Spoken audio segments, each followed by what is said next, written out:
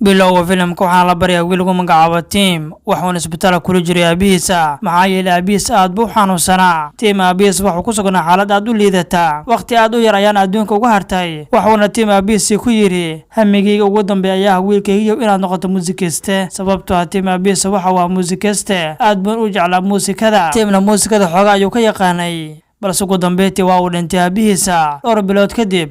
Tim waxa uu soo baxay Australia isagoo soo raacay tareen sababta waxa halkaas ku yaalay dugsi lagu barto muusikada. Dad badan ayaan aabihiisa ka yaqaanay dugsigaasi taasina waa sababta uu doonay inuu dugsigaasi ku biiro. Tim intuu tareenkii saarnaa waxa la kulmay gabar taas lagu magacaabo Sofia waxa kale gabadhan dhiganaysay dugsiga uu Tim u socday. Waxa kale Sofia ay rabtay inay noqoto fanaan hadda labaduba waa ay saxdeen iyagoo muusik ku dhex dhageysanaya tareenka. Markayna soo kala qaadeen waxay soo gaareen Australia halkaas ayayna kula kulmeen maamulaha dugsiga waxaana maamulaha qof aad u wuxuuna bilaabay inuu ammaano Tim aabihiisa isagoo u sheegay inuu aabihiisa ahaa fanaan aad u wanaagsan. Aan ku xusay daawad inuu socodsiin muuqaalkan oo laakiin muhiim ay noo tahay haddii aad nagu cusub tahay nagu soo biir. Tim ayaa maamulay u sheegay inuu isaga doonayo inuu noqdo fanaan kadib waxaa la baray macalinkiisii waxaana la keenay qolkiisa wuxuuna halkaas ku arkay wiil kaasoo noqon doonay saaxiibkiisii halkan ayayna ku wada noolaan doonaan. Laakiin Tim markuu qolkan arkay muusan jeclaysanin wiilkana keligiis ayaa halkan ku noolaa hadda labaduba halkan ayay ku wada noolaan doonaan. Tim saaxiibkiisa waa ay soo raaceen iyagoo soo aaday dugsiga laakiin intay wadada soo socdeen wiil ayaa wadada u istaagay isagoo markaas bilaabay inuu ku jajaaso Tim saaxiibkiisa oo dhulka ku rido wuxuuna wiilkii Tim u sheegay inuu ninkani ka fogaado maxaa yeelay uma qalmo inuu wiilkan la socdo. Timna markuu waxaas oo dhan maqlay aad buu u yaabay waxa uu soo istaajiyay saaxiibkiisa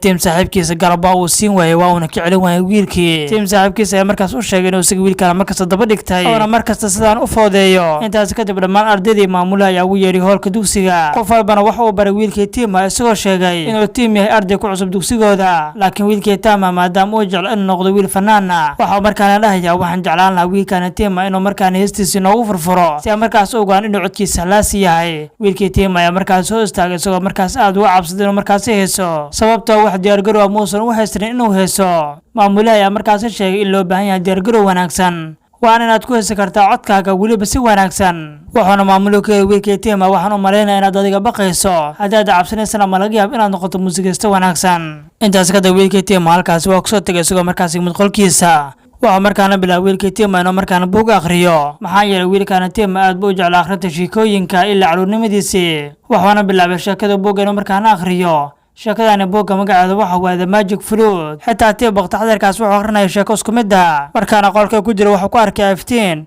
wuxuuna bilaabay inuu markaas iftiinkii soo raaco isla markiiba wuxuu markaan imaanaya maktabad wuxuuna markaas arkaya meesha buugta ay saarnaayeen inuu buug ka maqan yahay kadibna buuggii u wada ayaa wuxuu gelinayaa meeshii marneed balse isla markiiba maktabadda ayaa kusoo xirantay wuxuuna markaan hareerihiisii ku arkaya iftiin kala duwan waxaana markaa loo sheegaya wiilkii Tim haddii uu doonayo inuu ka mid noqdo adduunka sixirka marka hore waa inuu sheekadaani qayb ka noqdaa kadibna wax kasta oo khatar ayuu arki doonaa. Haddii aad aqbasho inaad adduunkan sixirka aad ka qayb noqoto waa lagu diri doonaa si aad markaas usoo aragto wax kasta oo khatar haddii kalena waa iska joogi kartaa dugsigan adigoo aanan dhibaatoonin. Tim markaana wuxuu ku qasban yahay inuu markaana go'aan gaaro wuxuuna markaana dooranaya inuu markaana sooda adduunka sixirka isla markii ummadaasi doortayba wuxuu markaana imaanaya adduun qariib malaha adduunkaana waxa uu adduunkii sixirka ahaa meesha uu yimidna waxay ahayd meel wada cidlaha taasoo buuro badnayd markaana Tim waxa uu bilaabay inuu xoogaa sii socdo laakiin markii xoogaa uu socday wuxuu hortiis ka arkay mas aad u weyn maska ayaa markaas bilaabay wiilkii Tim inuu markaana soo weeraro laakiin wiilkii Tim waxa uu bilaabay inuu maska soo uga cararo soo markaas maskaan ugu badbaado wuxuuna ka soo cararaya maska isagoo markaas dhagaxan dhexdoodii ka soo galaya soo markaas maskaan ugu dhunto. ugu dambeyntii wiilkii Tim waxa markaan ka soo cararaya maskii sidoo markaan maskay ugu cararaya ayaa markaan wuxuu madax ku dhufanaya dhagax isagoo markaan halkaas ku suuxaya. sidoo kale waxaa jira 3 sirooleyaal oo halkaani joogay haween ayaa markaan halkaas timid iyadoo markaas seexisay maskii kadibna saxreyntii waa markaan soo wadan wiilkii Tim wax yar ayna la joogeen wiilkii Tim balse ugu dambeyntii wiilkii Tim halkaas ay ugu tageen isla markii waxa markaan ogaanayna inuu halkaan yimid ninkana waxa waa mid ugaarsaday haadaha markaan wiilkii Tim ayaa markaan soo miirsaday wuxuuna markaan arkay ninkii wuxuuna Tim dareemay inuu ninkan naftiisa badbaadiyay laakiin midaas xaqiiqda maysan ahayn laakiin ninkii haadka qabanayay wuxuu markaan ku fikirayaa in wiilkaana Tima uu yahay amiirka halkan. laakiin Tima ayaa markaas weydiiyey ninkii, nafteeda adiga ayaa badbaadiyay? ninkii ayaa markaas ku yiri, haa aniga ayaa badbaadiyay naftaada. taa badalkeeda saddexdii saaxiibin oo haweenka ayaa markaas soo muuqday, waxayna markaas ku yiraahdeen wiilka amiiraha, amiirow adiga ayaan ku sugaynay, salaadan badan kadib hadda ayaan ku helnay, waxaana kaa doonaynaa inaad la kulanto boqoradaada. markale ninkii ayaa markaana bilaab inuu daldalmo, laakiin saaxireeta ayaa markaas bilaab in afkiisii xiraan iyagoo markaas sixray. intaas kadib waxay markaana soo wadeen wiilkii Timaha iyagoo markaas soo aaday inuu markaas la kulmo boqoradii. laakiin wiilkii Tima markuu markaan u yimid boqoradii wuxuu markaan ogaanayaa in boqoradan iyadii xitaa ay tahay saaxirad, waxaana jirtay boqoradan gabar ay dhashay, waxaana gabadheedii si uga afduubtay askari ka mid ah boqortooyada magaaladan. waxay markaas ku leedahay boqoradii wiilkii Timaha, waxaana kaa rabaa inaad adiga ii caawiso, bal fiir adiga waxaa tahay amiir, waadna awooddo inaad ii soo badbaadiso gabadhayda, waa inaad halkaasi tagtaa oo aad gabadheeda ii soo badbaadisaa.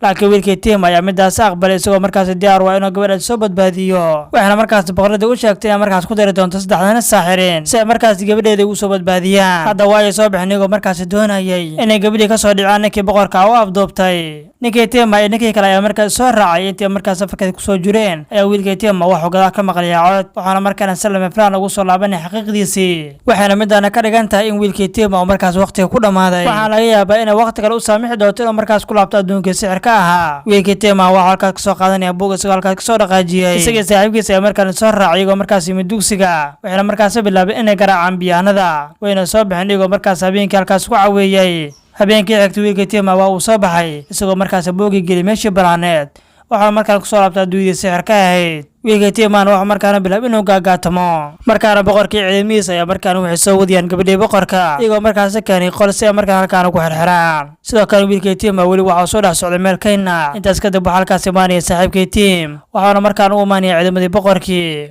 isla markiiba waxaa markaana bilaab in gabadhii boqorka halkaas kasoo deeyo, isagoo markaas u sheegay in isaga ay hodadeedii soo dirtay uuna doonaa inuu halkaana ka badbaadiyo. waxaana ugu dambeyntii Tim saaxiibkiisa halkaas ka badbaadinayay gabadhii boqorka. isla markiiba waxaa kaas imaanaya askarigii boqorka ahaa, isagoo markaas ogaad in markaan gabadhii laga afduubtay. isla markiiba saaxiibkii Tim ayaa markaas wuxuu soo wadaa gabadhii boqorada, isagoo markaas u keenay wiilkii Timaha. wiilkii Tima ee gabadhii boqorada ayuu markaas isbaraya. intaas kadib waxaa halkaas u imaanaya askarigii boqorka ahaa, isagoo markaas dhammaan hareereeyay, waxaana u sheegay in gabadha boqorada ay markaan soo wareejiyaan. isla markiiba saaxiibkii Tim wax markaan la soo baxaya satuuqii lagu hagaayay dhammaan ciidamadii boqorka, waxaana bilaabay inuu markaas satuuqii wareejiyo. dhammaan ciidamadii askarigii boqorkana waxay markaan bilaabeen inay u kuuda daataan. dabadeedna boqorkii askarigii ka weyna ayaa isla markiiba halkaas yimid. boqorka ayaa markaas weydiiyey maxaa halkaani ka socda. gabadhii boqorada ayaa markaan kusoo carartay boqorkiida oo markaas u sheegtay in askartiisa ninkii boqor ku ah oo markaas iyada soo afduubtay. sidoo kalena waxay u sheegtay in Tim iyo saaxiibkiisa halkaan u yimaadeen inay iyada badbaadiyaan.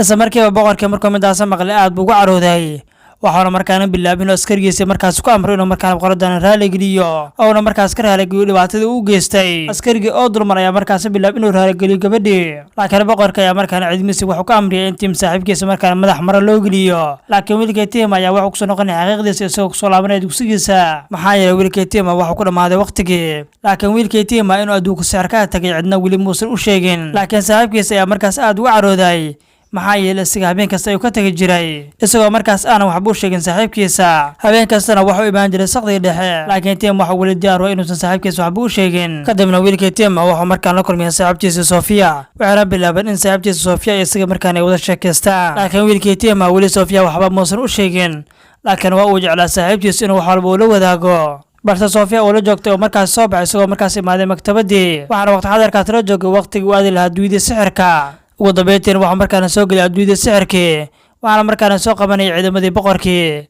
boqorka ayaa markaas bilaabay inuu la hadlo Tim iyo saaxiibkiisa isagoo markaas ku yiri waan ka xumay adiga waa soo daaday. waxaana boqorkii u sheegay wiilkii Tima ee markaa la doonay inuu isaga ka gudbo imtixaan, maxaa yeelay isaga ayaa doonaya inuu badbaadiyo gabadhii boqorada. boqorkeena waxaa markaana soo wadaya Tim iyo saaxiibkiisa isagoo markaana meel gaar ah keenay, waxaa markaas ku hareeraysanaa ciidan badan. isla markii waxaa markaan aragnay gabadhii boqorada taasoo waqti xadarkaasi jiiftay, waxaana waqti xadarkaas halkaas imaanaysa amiiradii. waxay markaas gabadheedii ku tiri miyaadan arkin amiirka aan kuu soo diray inuu markaas adiga ku badbaadiyo. markaana waxaan warinaya in boqoradan ahayd boqorada aad u khiyaanan badan. dhabaantii boqoradan ayaa ka dambeysay in gabadheedii lasoo afduubto iyadoo markaas doonaysa in gabadheedii la dilo si ay markaas iyadu u noqoto boqorad cumrigeeda ku dhammaysato boqortooyadan.